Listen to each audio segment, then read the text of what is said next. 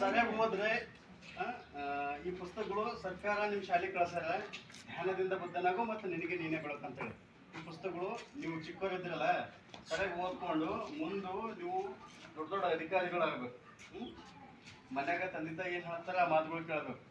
ಶಾಲೆ ಬರ್ತಿರಲ್ಲ head master sir ಏನು ಹೇಳ್ತಾರೆ ಮತ್ತು ಶಿಕ್ಷಕರು ಏನು ಹೇಳ್ತಾರೆ ಪಾಠ ಸರಿಯಾಗಿ ಕೇಳಬೇಕು. ನಿಮ್ಗೆ ಏನು ಗೊತ್ತಾಗಲ್ಲ ಮತ್ತೊಮ್ಮೆ ಹೇಳ್ತಾರೆ ಅವ್ರು.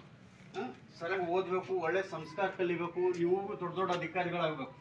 ನೀ ಏನೈತೆ ಮುಂದೆ ದೊಡ್ಡ ದೊಡ್ಡ ಅಧಿಕಾರಿಗಳು ಹೆಂಗೆ ಆಗ್ತಾರೆ ಅಂದ್ರೆ ನಾವು ಓದ್ರೆ ಆಗ್ತೀವಿ. ಸರಿಯಾಗಿ ಓದ್ತೀರಾ? ಜೋರ ಮಾತಾಡ್ರಿ. Yes sir. ಓದ್ತೀರಾ? ಕಾನ್ಫಿಡೆಂಟ್ ಮಾತಾಡ್ಬೇಕು, ಧೈರ್ಯದಿಂದ ಮಾತಾಡ್ಬೇಕು. ನಿಮ್ಗೇನು ಗೊತ್ತಾಗೇ ಆಗಲ್ಲೈತಲ್ಲ, ಟೀಚರ್ಸ್ ಇರ್ತಾರೆ, ಸರ್ ಇರ್ತಾರೆ, ಅವ್ರಿಗೆ ಕೇಳ್ಬೇಕು, ಸರ್ ನಂಗೇನು ಗೊತ್ತಾಗಿಲ್ಲ, ಲೆಕ್ಕ ಗೊತ್ತಾಗಿಲ್ಲ, ಪಾಠ ಗೊತ್ತಾಗಿಲ್ಲ. ಸರಿಯಾಗಿ ಓದ್ರಿ. ಮುಂದಿನ ಭಾರತದ ಉಜ್ವಲ ಭವಿಷ್ಯ ನಿಮ್ಮ ಕೈಗೆ ಅದ. ನೀವು ಓದಿ ದೊಡ್ಡ ದೊಡ್ಡ ಅಧಿಕಾರಿಗಳಾದ್ರಲ್ಲ, ಸಮಾಜ ಪರಿವರ್ತನೆ ಮಾಡೋ ಕೆಪಾಸಿಟಿ, ಆ ಶಕ್ತಿ ನಿಮ್ಮ ಹತ್ರ ಇರ್ತದೆ.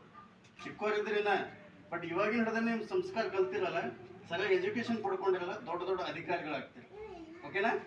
ಒಂದ್ಸಲ ಜೋರಾಗಿ ಚಪ್ಪಾಳ ಹೊಡೋಣ.